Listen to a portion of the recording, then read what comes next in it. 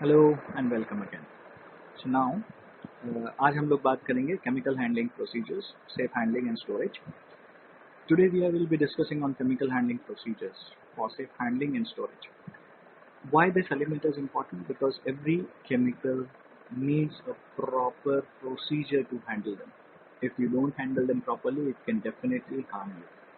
It can result into a disaster as well. हर तरह के chemical को हैंडल करने का एक सही तरीका होना आवश्यक है, अनिवार्य है। अगर हमने उस केमिकल को सही ढंग से अगर हैंडल नहीं किया तो वो हमें नुकसान पहुंचा सकता है, हमारे साथ में काम करने वाले लोगों को नुकसान पहुंचा सकता है और यहाँ तक कि वो एक डिजास्टर की तरफ भी या एक दुर्घटना की ओर भी बढ़ सकता है। सो इसीलिए केमिकल हैंडलिंग बहुत इम्पॉर्टेंट है।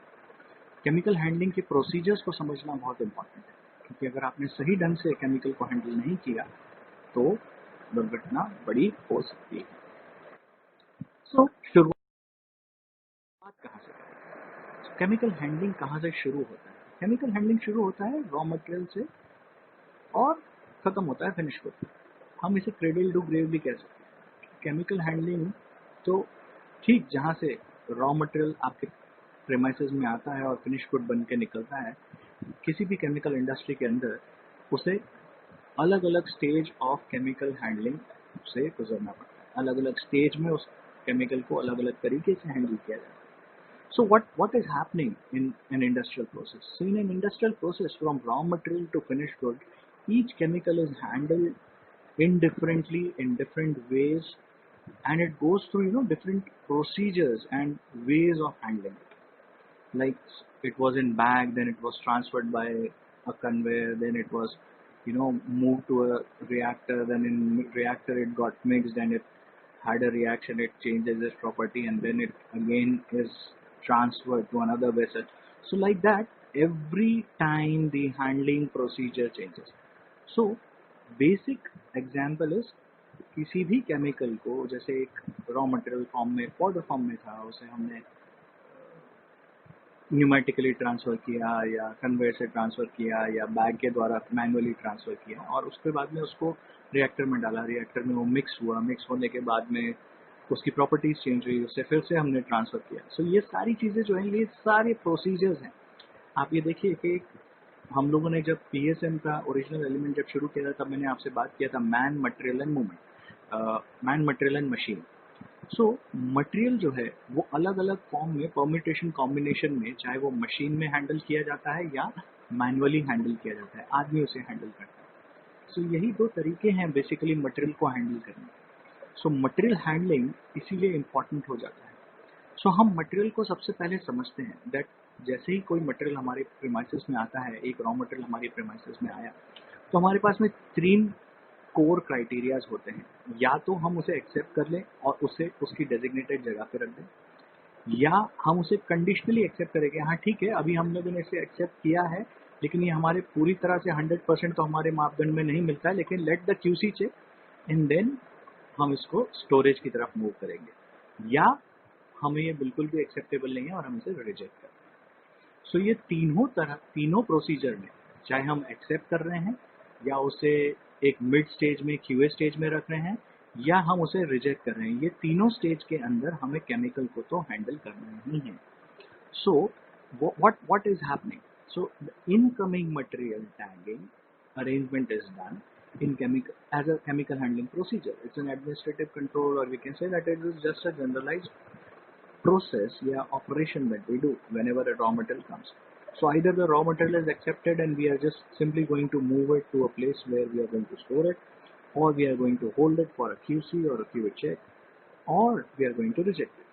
So these are the only 3 criteria that lie for any chemical to be processed in a plant. तो किसी भी केमिकल प्लांट के अंदर प्रोसेस होने के लिए यही 3 क्राइटेरिया से केमिकल को गुजरना है। नेक्स्ट इज जब हम लोग केमिकल को स्टोरेज करते हैं, सो अब स्टोरेज ये तीनों कंडीशन के अंदर हम स्टोर करेंगे। अगर वो हमें एक्सेप्टेबल है तो हम उसे एक्सेप्टेबल स्टोर में रखेंगे, अगर वो हमें एक्सेप्टेबल नहीं है या क्वालिटी एश्योरेंस में है तो उसके लिए क्वालिटी एश्योरेंस के लिए उसको अलग स्टोर किया जाएगा। उसे आप अपने रॉ मटेरियल के साथ में स्टोर करेंगे नहीं। या अगर वो रिजेक्ट है तो भी अगेन वो आपके रॉ मटेरियल के साथ में रहेगा, उसे अलग से रखना पड़ेगा। सो ये अलग अलग तरह की स्टोरेज प्रैक्टिसेस है। स्टोरेज प्रैक्टिसेस किन तरह की होती है? स्टोरेज प्रैक्टिसेस यूजुअली होती हैं जैसे you have stored material in a silo, you have stored material in tanks, you have stored material in carbas, you have stored material in, canisters or maybe anywhere. So there are different forms, stacking, racking, all those arrangements are available. So these are the different ways how you actually store chemical. And why it is important to know that how do you store? Because based on the properties of the chemical, whether it is powder, whether it is solid, whether it is liquid, based on the state, it is being categorized and it is stored accordingly. हर एक chemical को store करने के लिए and to store the chemical in the its rightful place, there are some set guidelines that we follow, that how to store these chemicals. So storage practices are very important, and storage practices, if are not identified properly in an organization, can lead to a disastrous mix as well. जैसे हमने दो non compatible chemicals को अगर साथ में रख दिया और अगर वो रिएक्ट हो गए तो वो पॉइजनस फ्यूम्स भी जनरेट कर सकता है, कुछ भी हो सकता है, correct? So it is like if we are not storing the chemicals, the right compatible chemicals together, then it might result into a disaster. So how to save from that? Let us move ahead and understand that what are the different forms of.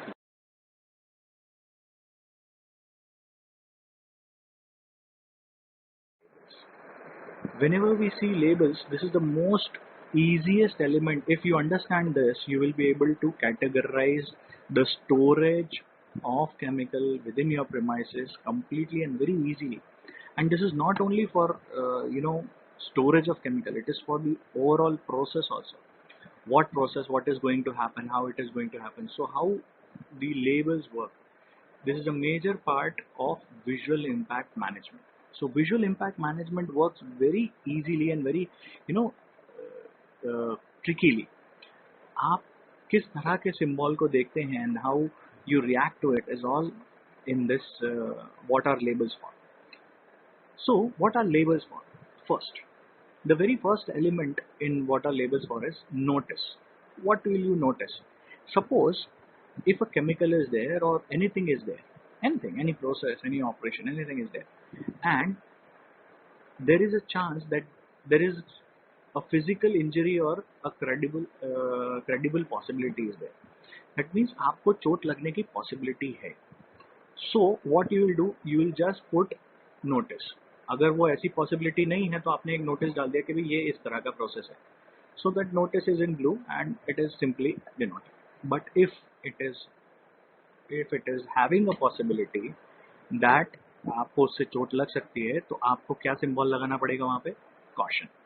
So if there is a possibility, if there is no possibility that anything can physically injure you, then it is, you can just notify it that okay, this is the process that is happening here, so you just have to take a notice of it, right? Now suppose there is a possibility that there can be a physical harm, so you go to caution. If there is caution, so there is a possibility that it can cause you harm, a minimum harm, a physical injury, a small physical injury, so you need to be cautious about it. But if that injury is very serious and can be, accidental also, then you need to be warned about it. So you need to be not only cautious, you need to be warned about it, or it is dangerous. So it goes further below. So now अगर suppose हमने कोई ऐसा process है या कोई ऐसा chemical है जो कि हमें नुकसान पहुंचा सकता है और बहुत सीरियस नुकसान पहुंचा सकता है, हमारी मौत हो सकती है जैसे, या हमें उससे नुकसान पहुंच सकता है, बहुत बुरी तरह से नुकसान पहुंच सकता है, तो उसके बारे में हमें कॉशियस रहना चाहिए. और उसी तरह के सिंबल होते हैं. लेकिन अगर वो हमें जान हानि पहुंचा सकता है तो उसके बारे में हमें वार्निंग देनी चाहिए. सो ये बहुत सिंपल एस्पेक्ट है. पहले if it can cause injury तो नोटिस में लाइए. अगर वो इंजरी हमें कर सकता है तो उसे नोटिस में लाना ज़रूरी है. अगर उससे हमें डेडली इंजरी हो सकती है तो उसे कॉशियस में उसके बारे में कॉशियस होना जरूरी है। अगर कोई हैजार्डस सिचुएशन खड़ी हो जाती है और it can result to an accident और उसके अंदर पॉसिबिलिटी है कि एक्सीडेंट हो सकता है, so we should be warned about it. And ये जो इंस्ट्रक्शंस हैं ये इसीलिए इस कैटेगराइजेशन में डिवाइड की गई, जैसे notice, caution, warning and danger. Danger मतलब ऑलमोस्ट सर्टन है कि बॉस अगर ये गलत हुआ तो आप मरोगे या आपका एक्सीडेंट अनिवार्य है, निश्चित है। सो ऑलमोस्ट सर्टन अगर जहाँ पे होता है, and there the symbol that comes is danger. इसीलिए जब हम लोग बहुत सारा स्पीड में जा रहे होते हैं तो सिंबल आपको दिखाई देता है ना, डेंजर के सिंबल, वो हमेशा लाल में होते हैं। बस that is what it says, that it is almost certain that boss this is very dangerous what you are going through. So this is how what labels say. So labels are primarily defined in these categories. Like in safety, we say something is to be brought to notice, something is to be given cautious. You know, you have to be cautious about it. So आपको cautious किन चीजों से होना है? You should be cautious about things that can cause you serious injuries. What should people should be warned about? That it is almost certain that this will definitely harm you. So there is a warning to it, not caution. There is a warning to it that this is not to be done, or else it will harm you. Almost, it is certain that it will harm you. And then finally, if it is almost certain and it is very dangerous, so it is dangerous. Correct? So this is a basic criteria for notice, caution, warning, and danger. एक element और इसके अंदर cautious और warning के बीच में आता है, and that is safety instructions. अगर कोई भी process, if any process is there that comes in between cautious and warning, so in between cautious and warning there are always safety instructions that are given. So these are the safety instructions: do not overcome, do not bypass, do not do this. So these are all long standing straight instructions. So these are the very basic forms. I hope everybody has understood what are labels for.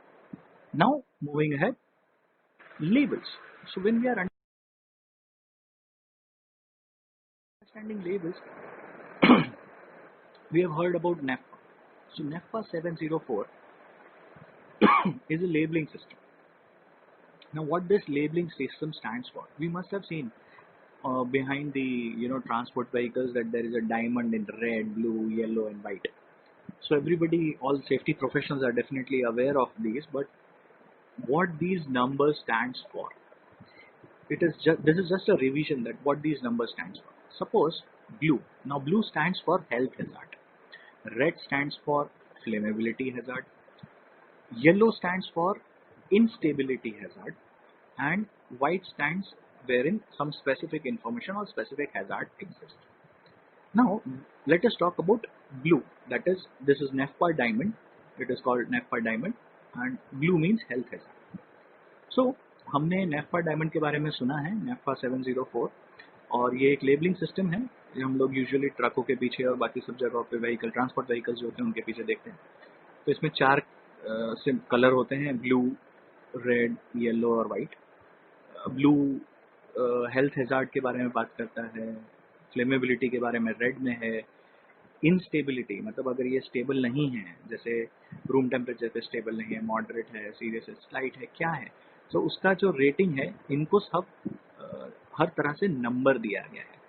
जैसे किस परिस्थिति में ये chemical किस तरह से react करेंगे उसके नंबर दिए जाते हैं, ताकि आपको आसानी हो ये समझने के लिए कि ये केमिकल रिएक्टिव है, नॉन रिएक्टिव है, किस तरह से ये काम करेगा, किस तरह से ये हमें हार्म कर सकता है, या किस तरह के खतरे एसोसिएटेड हैं इस केमिकल जो स्टोर्ड है इस कंटेनर के अंदर। ये यूजुअली ट्रांसपोर्ट में बहुत यूज़ किया जाता है। नॉट इवन दैट, ये काफ़ी सारी साइट्स के ऊपर स्टोरेज के लिए भी आप यूज़ कर सकते हैं। और स्टोरेज में ये जब यूज़ किया जाता है तो ये दूर से नज़र आ जाता है कि भाई हाँ, दूर से नंबर लिखा हुआ है तो हमें पता चल जाएगा कि this is serious, moderate, minimal है या मैक्सिमम है। So let us talk about the first element, that is in blue colour, health hazard. तो हेल्थ हैजार्ड में अगर कोई भी केमिकल, जैसे आपने लिखा होगा, अगर 0 नंबर होगा so that means minimum, no precaution necessary. 1 number लिखा होगा मतलब breathing apparatus may be one, may be मतलब आपको कैनिस्टर मास से भी काम चल सकता है, नॉर्मल मास से भी काम चल सकता है, इस तरह के केमिकल्स होंगे। या 2 नंबर अगर लिखा है मतलब breathing apparatus face mask must हो जाता है। मतलब अगर 1 नंबर लिखा है तो जरूरी नहीं है, लेकिन नॉर्मल मास्क भी चल जाएगा या कैनिस्टर मास्क भी चल जाएगा। लेकिन 2 नंबर अगर लिखा है तो ब्रीदिंग एपरेटस मस्ट हो गया और मास्क तो कंपलसरी हो गया।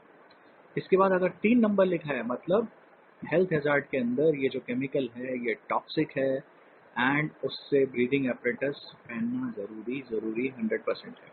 अगर ये लीक हो जाए तो इमरजेंसी सिचुएशन के अंदर आपको BA सेट के बिना इसके पास में जाना बिल्कुल नहीं चाहिए। और अगर आपने वहाँ पे हेल्थ हैजार्ड में अगर 4 नंबर लिखा हुआ है मतलब ये जो केमिकल है ये हाईली टॉक्सिक है, may be fatal in a very short term exposure. मतलब इस केमिकल का छोटा सा एक्सपोजर भी आपको आपके लिए फेटल हो सकता है। सो ये हेल्थ हैजार्ड के हाइलाइट्स है। जो नंबर्स आप लोग देखते हैं नेफा ट्रायंगल के अंदर ये 0 से लेकर 4 तक। सिमिलरली फ्लेमेबिलिटी हैजार्ड के अंदर भी इसी तरह से है। जैसे अगर 0 लिखा है तो will not burn under normal condition. अगर 0 लिखा है मतलब नॉर्मल कंडीशन के अंदर इसमें आग नहीं लगी, मतलब रूम टेम्परेचर पे अगर रहेगा तो इसमें आग वाग लगने के चांसेस नहीं है। लेकिन अगर 1 नंबर लिखा है मतलब ये स्लाइटली कंबस्टेबल है, रिक्वायर्स स्ट्रॉन्ग हीटिंग और इग्निशन। मतलब अगर यहाँ पे टेम्परेचर अगर बहुत ज़्यादा हो गया तो ही उसके अंदर आग लगने की संभावना है, बाकी नहीं। मतलब आप अगर उसको नॉर्मल टेम्परेचर पे स्टोर कर रहे हैं तो आपको ज़्यादा चिंता करने की आवश्यकता नहीं है। अब आती है, जैसे ही हम लोग ऊपर चले जाते हैं 2 नंबर पे गए तो 2 नंबर में क्या हो जाता है, अगर ये 200 डिग्री फ़ारेनहाइट 200 डिग्री फ़ारेनहाइट के आसपास अगर है तो ये मटेरियल जो है ये कंबस्टेबल है। That means combustible requires moderate heat to ignite. एकदम मॉडरेट हीट होगी तो भी ये इग्नाइट हो सकता है। So that's what 2 number stands for.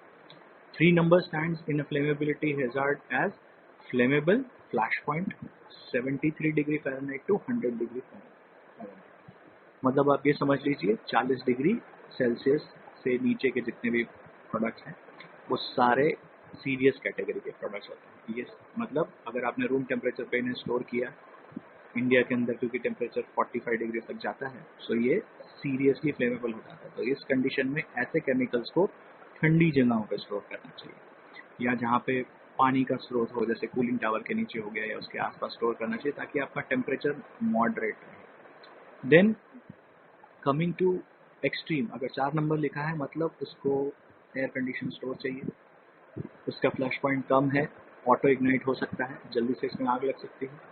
सो ये फ्लेमेबिलिटी हैजार्ड के बारे में बात हुई। अब आती है बात इनस्टेबिलिटी हैजार्ड। इनस्टेबिलिटी मतलब normally stable, not reacted with water अगर 0 है तो। अगर 1 लिखा है तो मे रिएक्ट और हीट और मिक्स विद वाटर। 2 नंबर लिखा है तो unstable, may react with in water, serious and extreme. So हर एक एलिमेंट इसके अंदर नेफा के ट्रायंगल के अंदर या डायमंड के अंदर जो इंडिकेट करता है वो 0 से लेकर 4 तक के हैजार्ड या उसके कैटेगरी डिफाइन करता है जो कि क्रिटिकल होता चला जाता है, जैसे कम से ज़्यादा की तरफ बढ़ता चला जाता है। So it is always from lower end to the higher end. So the NFPA diamond primarily indicates the sincerity, and you can from a distance only by looking at these numbers can very easily identify that what this chemical stands for, how much reactive or how much dangerous this chemical is. So this is a way of storing. Whenever you are storing some chemical and if you have identified or labeled them with such with NAFPA 704 labeling system, then it will be easy to identify the chemical from a distance also without going near. Now, there is another system that is very much prevalent nowadays, and it is slowly gaining its importance also, and it is called GHS, that is Globally Harmonized Signage System. This is basically again a classification of labeling. It is primarily now universally accepted. In this, we have the GHS system has categorized it into health hazard, physical hazard, and environmental hazard. So, from a distance only, with by the use of these symbols, you can categorically define that what chemical it is, what type of whether it is reactive, whether it is acutely toxic, whether it is health hazard, it possesses corrosive, it possesses severe health risk, whether it is flammable, explosive, whether it is pressurized gas, whether it is oxidizing, whether it is going to cause environmental hazard. So all these things are, categorized pictographically. So GHS is also a way of labeling. अगर आपने दूर से अगर आपने कोई label देख लिया और अगर आपने GHS के सिंबल उसके ऊपर लगाए हुए हैं तो उन सिंबल से हमें पता चल जाएगा कि ये थोड़ा खतरनाक केमिकल है या हेल्थ हैजार्ड है, इसमें फिजिकल हैजार्ड है, इसमें एनवायरमेंटल हैजार्ड है, तो ये हम आसानी से पहचान सकते हैं. सो सिमिलरली ये चीज कहाँ से आती है और GHS या नेफ्पा डायमंड हो गया या GHS ग्लोबल हार्मोनाइज सिस्टम हो गया, ये जो एलिमेंट्स हैं ये कोरली एम्बेड हो जाते हैं MSDS या SDS के साथ. MSDS क्या है? मटेरियल सेफ्टी डेटा शीट और safety data sheet. Originally MSDS जो है उसके 16 कोर एलिमेंट्स हैं या 16 इंडेक्स पॉइंट्स होते हैं, जिसके अंदर सबसे पहले आता है आइडेंटिफिकेशन ऑफ केमिकल, मतलब उसका नाम. उसके बाद में उस केमिकल का हैजार्ड आइडेंटिफिकेशन, मतलब इस केमिकल से क्या हैजार्ड हैं. Then coming to its composition, then first aid, then firefighting provisions, accidental release if it happens so what will be the instruction, what are the instructions of handling on storage of chemical, exposure and control, how to control them, and what will be the personal protection required, what are the physical and chemical properties of this chemical, what are how stable this chemical is, what is the toxicological data of this, what is ecological data of this chemical, what is the disposal, what is how to transport, what are the regulatory requirement, and 16th point is the other information. So this basically material safety data sheet or safety data sheets are core information providing documents given by the manufacturer, filled by the manufacturer, prepared by the manufacturer for transportation and for end users to understand the importance how to handle a particular chemical. हर एक chemical के लिए MSDS होना जरूरी है. MSDS जो है वो एक तरह से बेसिक बुकलेट है या बेसिक फॉर्म है, बेसिक इंफॉर्मेशन पेपर है, जो कि आपको किसी भी एक पर्टिकुलर केमिकल के बारे में पूरी जानकारी देता है कि किस तरह से उसे स्टोर करना चाहिए, किस तरह से उसे हैंडल करना चाहिए, किस तरह से उसको इमरजेंसी में हैंडल करना चाहिए, उससे क्या रिस्क associated हैं. So all these parts are listed in MSDS. MSDS हर एक केमिकल की सपोज किसी भी गोडाउन के अंदर अगर आपने मटेरियल रखा हुआ है तो it is a must that before handling any chemical and if you are handling it for the first time, it is important that you always refer material safety data sheets. And what should be the best place to keep these material safety data sheet? It should be placed within the warehouse wherever you are going to release the chemical or you are going to take the chemical from there. Usually अब smart racks आ गए हैं तो racks के ऊपर ही MSDS की sheets आपको मिलती है कि यहाँ पे इस तरह का ये केमिकल रखा हुआ है और इसको हैंडल करने के लिए आपके पास क्या क्या चीज़ें होनी चाहिए. छोटी कंपनियों में ऐसा नहीं होता है लेकिन अवेलेबल है.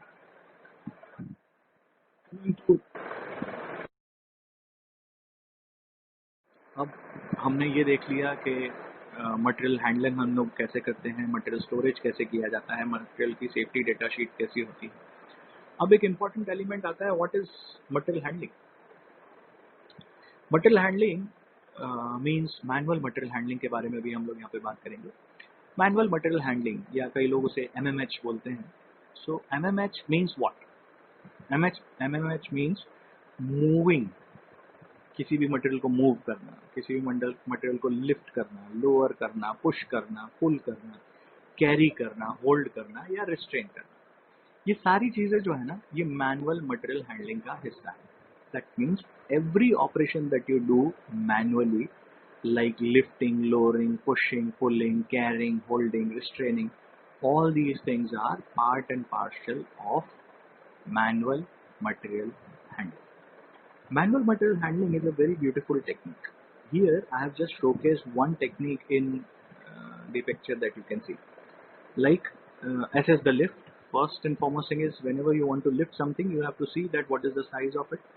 Then how you will stabilize your legs around it. Lift it properly, always keep your head straight. हम जब गर्दन झुका लेते हैं तो हमारे नेक के ऊपर ना बहुत ज़्यादा जोर पड़ता है।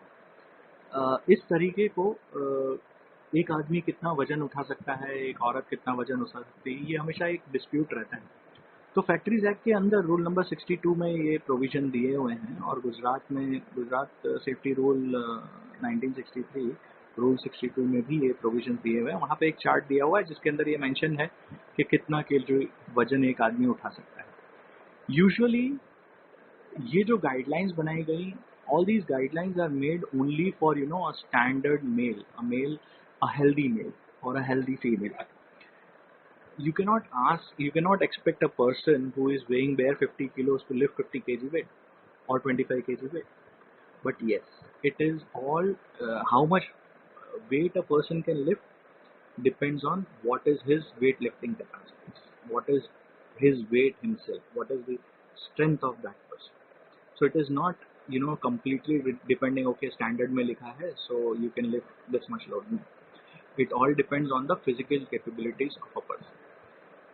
Whenever you are lifting a load manually, it is always to be taken care that you should never move your torso. When you are lifting a load or when you are moving with load in hand, you should never twist your torso. अगर आपने कमर मोड़ी, या जैसे हम लोग पास करने के लिए करते हैं कि भाई कमर मोड़ के ऐसे दे दें या गर्दन घुमा के जैसे हम लोग दे देते हैं चीज़ें, तो उस तरह से नहीं देनी चाहिए, बिकॉज इससे आपके बॉडी के ऊपर स्ट्रेन का लेवल जो है वो 10 गुना ज़्यादा बढ़ जाता है। So you need to always be sure that whenever you are handling chemical, it should be handled in a very straight manner and a very straight posture, and you should always maintain a upright straight back and posture. बहुत important है। एक छोटा सा table आपको यहाँ पे दिखाई दे रहा होगा कि एक एवरेज मेल जो है, अगर आप बॉडी से नज़दीक रखते हैं तो 25 किलो तक का वजन या 20 किलो तक का वजन आप आराम से उठा सकते हैं, और बॉडी से जितना क्लोज आप वजन रखेंगे उतना आप वजन आसानी से उठा पाएंगे। Correct. So there are some other techniques that we would discuss which are very prevalent in India. So what is manual material handling? So this is one of the method from my old books, that is saddle sack. So saddle sack जब कंधे पे अगर बोरी उठानी है तो उसकी ये पिक्चरोग्राफिकल सीक्वेंस है किस तरह से उसे उठाया जाता है। पहले बोरी के दोनों तरफ पैर रखिए, फिर बाद में स्क्वाट मारिए, स्क्वाट मार के उसे थोड़ा सा झुलाइए आगे पीछे, और उसके बाद में एक झटके में उसे सीधा कंधे पे रख लीजिए। So this is one way of doing it.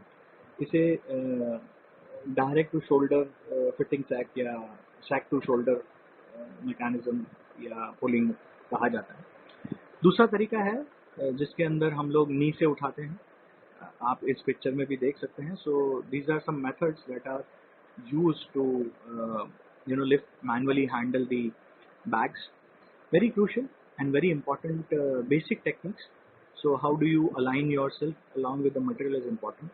कई बार जब बोरी भारी होती है तो लोग, आपने वर्कर्स को देखा होगा, ये आपको लेबर को सिखाने की आवश्यकता नहीं होती, क्योंकि लेबर अपने आप, जो आदमी बोरी उठाता है उसे ये पता ही होता है कि उसे कैसे उठानी चाहिए, और प्रैक्टिस हो जाती है, और धीरे धीरे इसी तरह से प्रैक्टिस में उसे उठाया जाता है। So these are different ways you can see in pictures that how a bag is lifted. हर एक in every procedure you would see that the load is always near to the body. So it is very important to keep the weight as much near as possible. And when you're lifting heavier loads, it is always advised that you pull it from the higher level. That means above body level से अगर आप उठाएंगे तो ज़्यादा आसानी रहती है, rather than lifting it from the ground. If you are going to lift it from the ground, always try and make sure that you have some help. अगर आप ज़मीन से ज़्यादा वजन उठाने की कोशिश कर रहे हैं तो हमेशा ये कोशिश करिए कि आपके साथ में कोई मदद करने के लिए हो जो आपको ये मटेरियल उठा के दे सके। There are other methods. So in other methods there are mechanized methods that are available now, and which we see usually. Now these methods can be a mechanical arm, it can be a forklift, it can be a crane, it can be a gripper, it can be anything. So there are different forms of material handling that are available, but each material handling equipment needs a very specific check. And when I say that each material handling equipment need a very specific check, that means every equipment has its own checklist. I have seen people using, a standard checklist. There is nothing like a standard checklist. Every machine, every equipment is unique to itself, to its user. That means एक अगर operator वहाँ पे काम कर रहा है तो उस ऑपरेटर को जिस भाषा में या जिस तरह से वो चीज़ें समझ में आती हैं, हमें हमेशा एसओपी या चेकलिस्ट जो है वो उसी भाषा में या उसी फॉर्मेट में लिखनी चाहिए। कुछ बेसिक चेक्स होते हैं, जैसे हमें शुरुआत कहाँ से करनी है, किस तरह से स्टेप 1 आएगा, स्टेप 2 आएगा, स्टेप 3 आएगा, और इसी तरह से अलग अलग प्रोसीजर से हम इसको स्ट्रीमलाइन कर सकते हैं। Believe me friends, never Google for checklist. और आप लोग बहुत एक आजकल शॉर्टकट प्रोसीजर हो गया है व्हाट्सएप ग्रुप्स पे। We always ask for if somebody has a checklist please share, if somebody has this format please share, if somebody has a ppt please share. It is easy to use all these things, but because it is not made by you, it will be always difficult for you or others to accept it. So make sure that whatever information or whatever checklist you prepare should be prepared by people who are going to work within the facility or are going to work whatever work they are doing. See, making a checklist is very easy. Whatever work you are doing, you simply write it down. So, and write it down in process steps. Like first you are going to do this, second you are going to do this, third you are going to do this, fourth you are going to do this. And this is how the checklists are made. But over here what happens is we mostly have egoist problems. That, oh, I have to ask that labor what he is doing. Yes dear, you have to ask. You should not be ashamed of asking. You should always understand that to make things easier, simpler, and best compliant rather, you should always make sure that the end user is the one who does and has the ownership of any operation or any handling procedure. So manual handling procedures जो हैं वो अलग अलग तरीके से किए जाते हैं। हमें हमेशा ये इंश्योर करना है कि लोग वो प्रोसीजर खुद बनाएं। अगर आपने खुद से अगर कोई प्रोसीजर नहीं बनाया है तो आप उसे कभी फॉलो नहीं करना चाहेंगे। आपको उसे आप ऊब जाएंगे उससे, या आपको ऐसा लगेगा this is over burdening.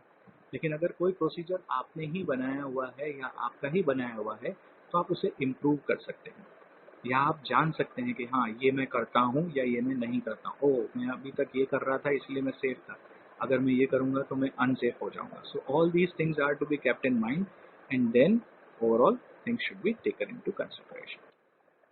Now coming next,